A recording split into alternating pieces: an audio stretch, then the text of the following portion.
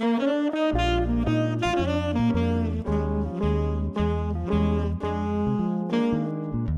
der findes to mest almindelige typer hummer. Den amerikanske og den europæiske hummer. Den amerikanske hummer får vi fra USA eller fra Canada, og den europæiske hummer får vi fra Danmark eller de engelske øer, hovedsageligt. Som I kan se, der er lidt forskel på de to hummer. Udover farven, så er den europæiske også lidt slankere og lidt finere i det. Og det, der er vigtigt, når man skal lave hummer, det er lige først at tjekke, om de er levende. Og som I nok kan se, så er der rimelig meget spræl i de to fætre her, så de er levende. Så det vi gør, det er en stor gryde, bulderkogende vand. Det får lige en slat salt, lidt sukker og et par kviste dild. Værsgo. Så er simpelthen gryden ved at være klar. Og det vi gør, det er, at vi tager hummeren i levende live, stopper i gryden, hovedet forrest, bum, ned med dig.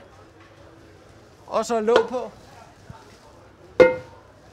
Og så skal den stå der og koge cirka 15 minutter. Så er hummeren kogt i cirka 15 minutter, så nu skal vi lige have den op af gryden. Og så tager jeg lige og skyller den lige under den kolde hane.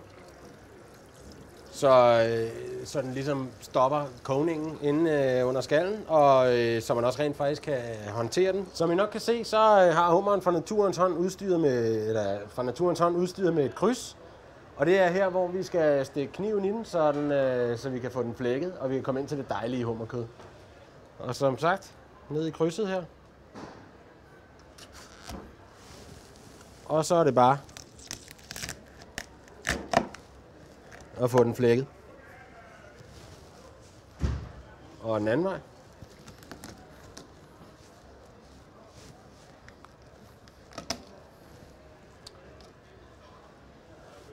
Så er vi simpelthen klar til at spise det dejlige hummerkød.